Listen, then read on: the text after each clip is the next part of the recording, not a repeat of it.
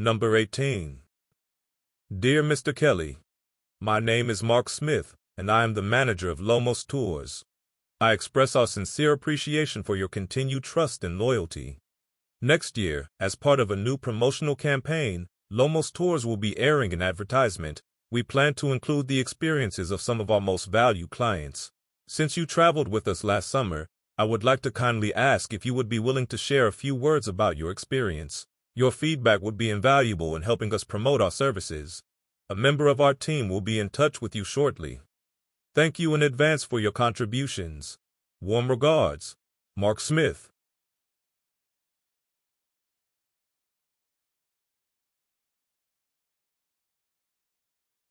Number 19. After finishing my shopping, I walked out of the grocery store and headed to the spot where I'd parked my car. But it wasn't there. I wasn't the kind of person to forget where I'd parked. I knew I was in the right place, so where was my car? I looked around, but nothing made sense. Not knowing what to do, I called my husband at home and said, "My car is missing. I can't find my car." I heard him laughing on the other end of the line. "Your car is here outside the house. You took mine today, remember?" I turned around, and there it was. I couldn't help but laugh at myself. With a sigh of relief, I walked over to the car. Everything was fine after all.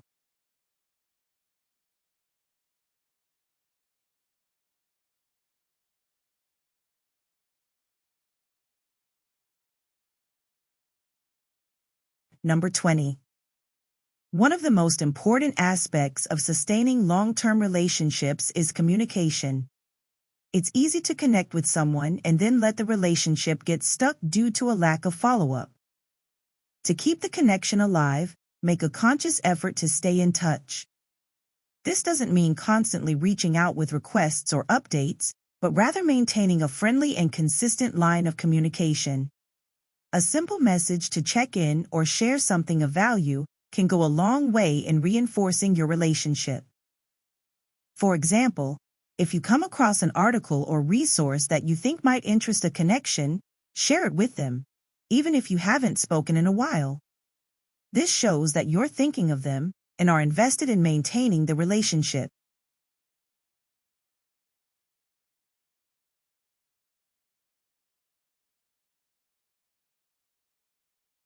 Number 21.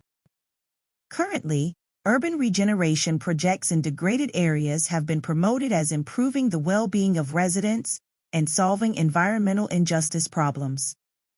However, such environmental improvements in ethnic communities and/or low-income households can create an urban green space paradox. The creation of new, high-quality green spaces can increase attractiveness, making these neighborhoods more desirable. By contrast, the cost of housing can rise, and residents may not be able to afford the rent. This results in the exclusion or displacement of the poor neighborhood's residents, who were intended to benefit from the ecosystem services provided by the new green space. In turn, the residents may only be able to afford to live in a similar degraded neighborhood to the one they left, with low access to green infrastructure.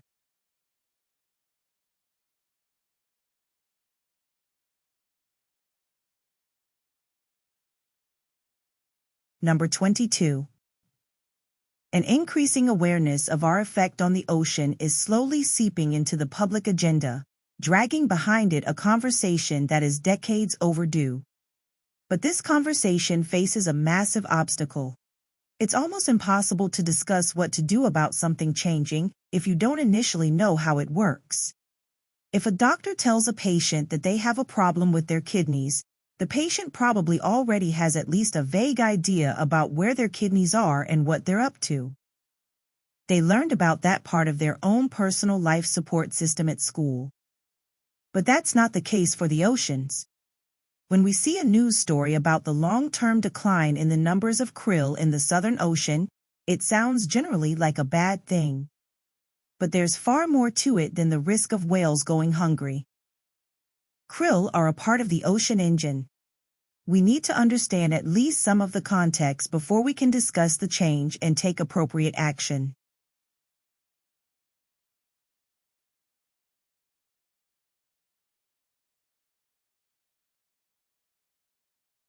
Number 23. Rome was said to have been a melting pot from the very start. The historian Livy claimed the city's original population was comprised of immigrants flooding in from all directions, attracted by Romulus's deliberate policy of non-discrimination. It was this initial openness, Livy asserts, that laid the foundations for the later strength and success of the city. Romans described their city as multicultural in the generations after its foundation. Tradition held that only a minority of the city's legendary kings were Roman-born, with the others all arriving as immigrants before being chosen for the throne for their virtues and merits. As the empire expanded across 3 continents, Rome eagerly adopted new cultural influences and absorbed incoming groups, perhaps a little too eagerly for some, who, like the poet Juvenal, complained about the rapid rate of cultural change.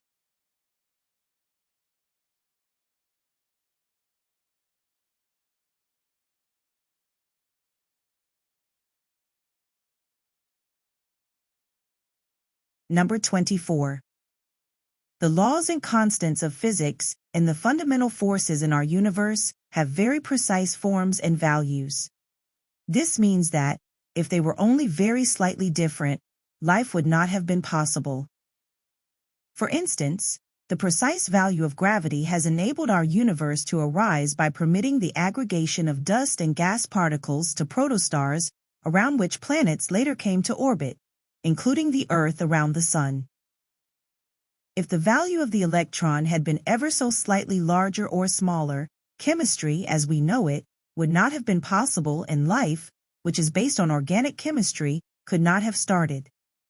The universe was not designed for us to evolve. We have no privileged position in the universe. However, the laws and constants of physics allowed advanced life to evolve.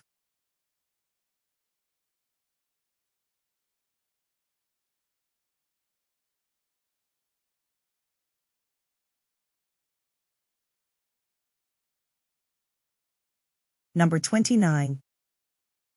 Human beings have evolved to make the most of the resources available to them in ways that are subtle and complicated. When we change our diets, especially when we do so quickly, we are effectively conducting huge experiments in nutrition. We ought to have more humility. Nutritional science is still young, and there is so much we do not know. If we have eaten certain foods in certain ways for millennia, we should assume until it is proven otherwise that there is probably a good reason why. Traditional foods that don't fit neatly on the contemporary dietary food plate should generally be chosen over highly processed ones that do. We should assume that traditionally made fatty blood sausages are preferable to lean, factory-made salamis, that spoonfuls of honey are superior to sprinkles of sweeteners. Witnessing how poorly traditional societies are faring as they undergo a nutrition transition should make those who have already completed it question whether their diets have moved too far.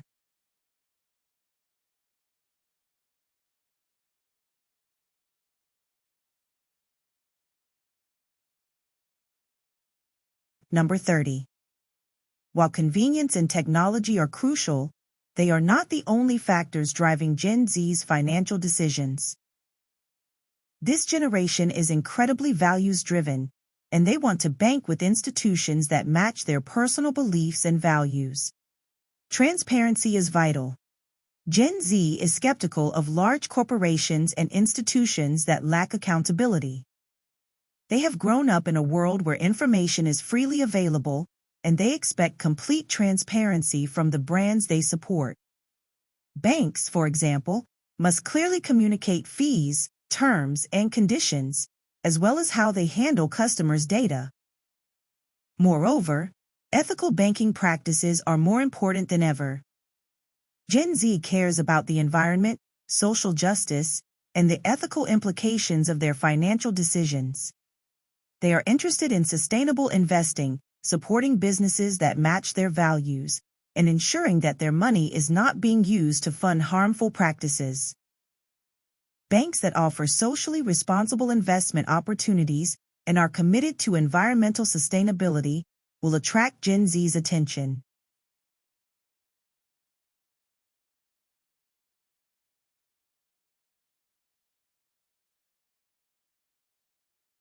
Number 31. Myths aren't only stories.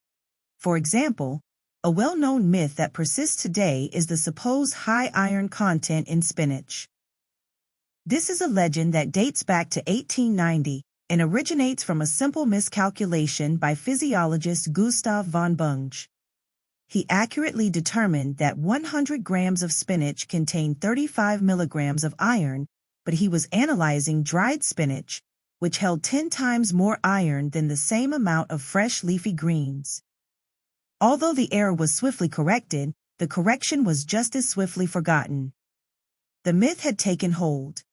Popeye, who gained superhuman strength from the leafy greens and defended himself with iron fists, contributed to its endurance, and even today, some nearly 150 years later, parents the world over use this tale to try to persuade their children into eating the healthy vegetable.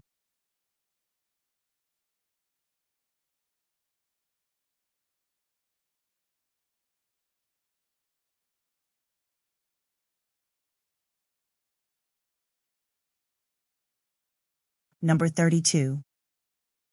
The technical term often used to describe animals' judgment of numbers is the approximate number system. What it does not provide is precision. It shows, and this is the same in every species tested, a characteristic pattern of errors, with discrimination becoming less accurate as the quantities get bigger. Rhesus monkeys can tell 1 from 2, 2 from 3, 3 from 4, 4 from 5, but start to fail from 5 upwards. Rats that learn to press a lever a given number of times, from 4 up to 24, became markedly less and less precise in their responses as the number increased. By the top end of the range, they would merely produce a spread of numbers around the target. It is a common observation that when testing the accuracy of animals' number sense, the size of the numbers matters.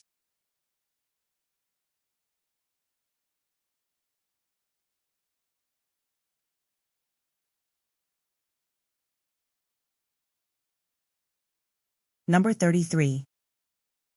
Despite the cultural trope depicting emotions as the opposite of rational thought, cognition, what we commonly refer to as thinking, is actually a key building block of emotion. How we think about our circumstances shapes the emotions we experience. Then those emotions echo back to influence how we think. For instance, if you walk into a test thinking you are bad at taking tests, your anxiety will be increased. Then you don't feel good about your performance on the test, and that becomes evidence for continuing to think that you're bad at test taking. In this way, there's simply no pulling emotion and cognition apart. This bidirectionality of cognition and emotion allows us to adjust difficult emotions by changing the way we think. By thinking differently, I get nervous sometimes, but I'm still a good test taker. Or that nervous feeling is just excitement and anticipation, it means I'm ready. You can work those pathways to your advantage.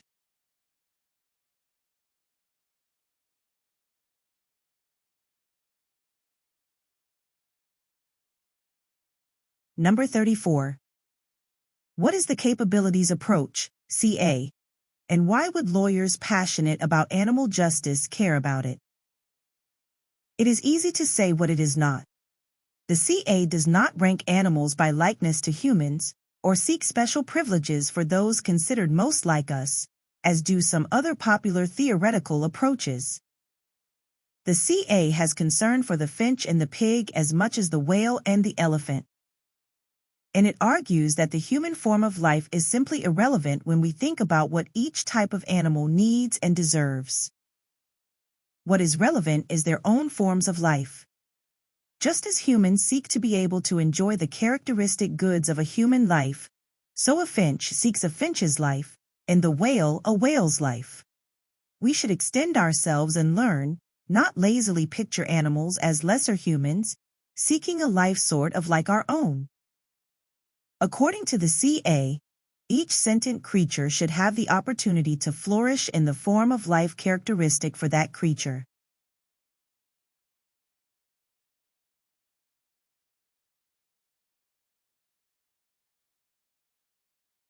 Number 35. Social media serves as an important context to facilitate autobiographical remembering. Personal events posted on social media platforms are better remembered and less forgotten than those not posted, independent of the characteristics of the events. This may be because sharing memories online allows individuals to rehearse and make sense of what happened, thus facilitating long-term memory retention. Online feedback such as comments and likes, as well as technological features such as algorithms and periodic reminders, can further serve as memory cues for the posted event details. As a result, event details shared on social media are likely stabilized and remembered over time, whereas those not shared may become inaccessible or forgotten.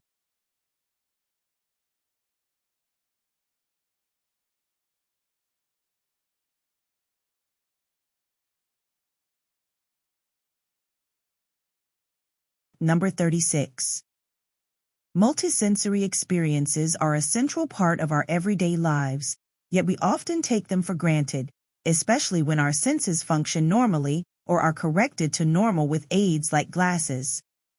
However, closer inspection to any, even the most ordinary experiences, reveals the remarkable multisensory world in which we live. Consider the experience of eating a regular meal. At first, it may seem like an ordinary experience, but it is actually a fusion of the senses.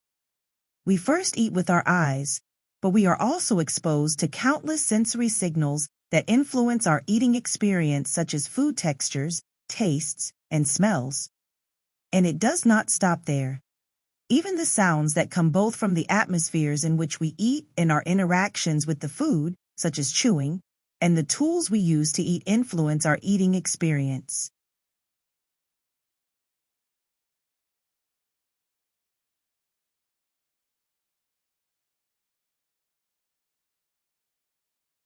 Number 37. As children, the principle of opposites is foreign. Children perceive words and their meaning separately from each other. It is only in later development that we understood that individual words directly connect to one another. For many children, for instance, it is not clear that right is the opposite of left. A vivid example of this can be seen when children learn to ride a bicycle.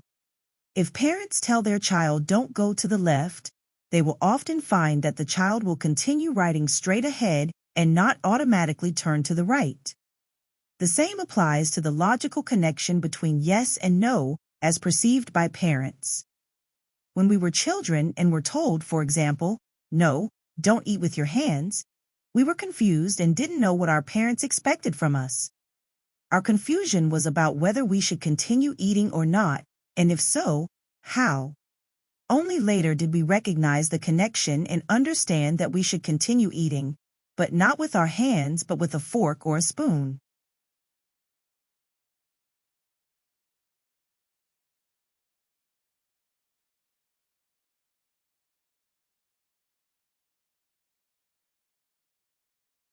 Number 38. Humans are not the most social animal. Ants, bees, and termites put humanity to shame on many metrics of sociality. A wide variety of relatives live together with perfectly harmonious behavior and collectively care for their young. But while insect colonies are impressively social places, it's not our kind of social life. Bees always build hexagonal hives, ants march in lines, and termites move in zigzag formations. These patterns recur predictably because they are tightly programmed genetically and propelled pheromonally. We humans are more free, less tightly programmed genetically, so our social patterns can be more diverse and dynamic. Every group dances a slightly different dance, and these choreographies change across generations. We still think and act in ways that are in harmony with others around us, but it is through patterns that are more shaped by nurture, not just nature.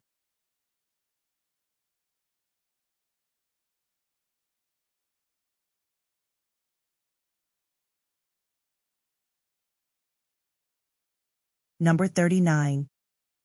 Those who purchase the goods of a company are called customers. Individuals who purchase goods for personal use are called consumers, beings who consume.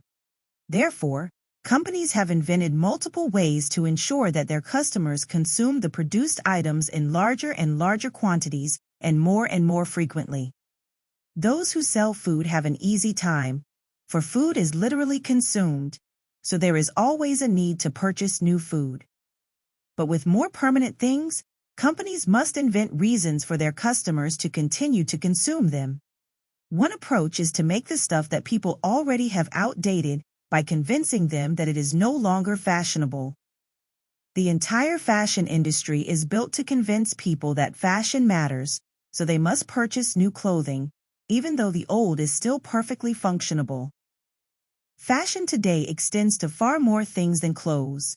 Automobiles, mobile phones, computers, the list is extended indefinitely, limited only by the limits of the creative minds of the marketing divisions of companies.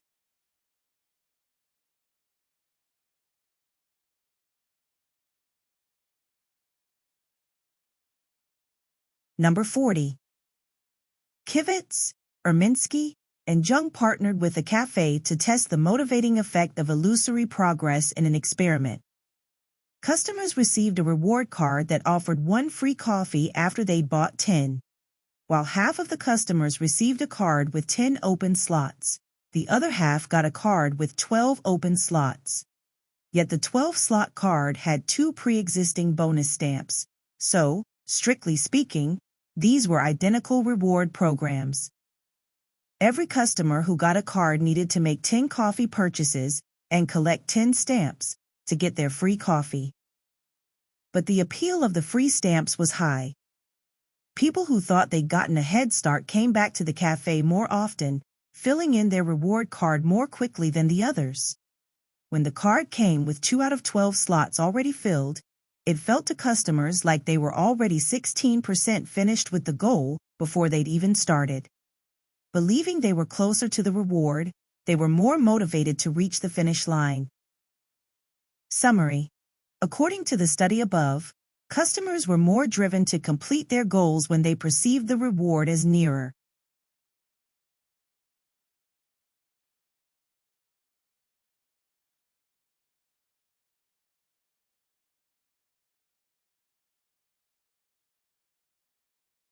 Number 41 and 42. Creativity is the ability to generate novel and valuable ideas.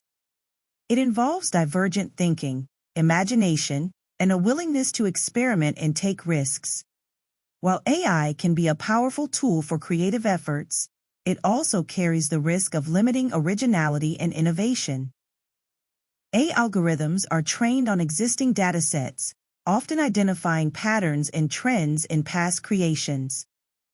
While this can be useful for generating new content in similar styles or formats, it can also lead to derivative works that lack genuine originality.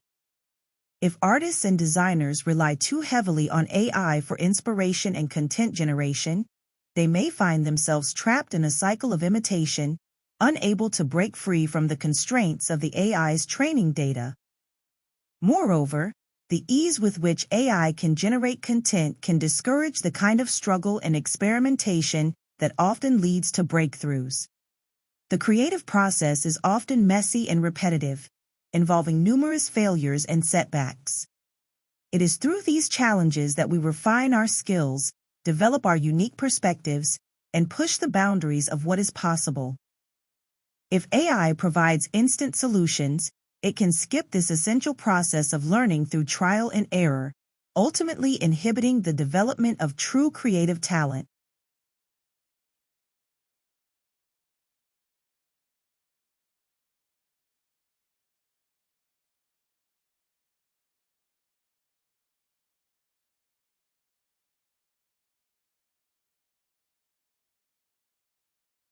Number 43, 44, and 45.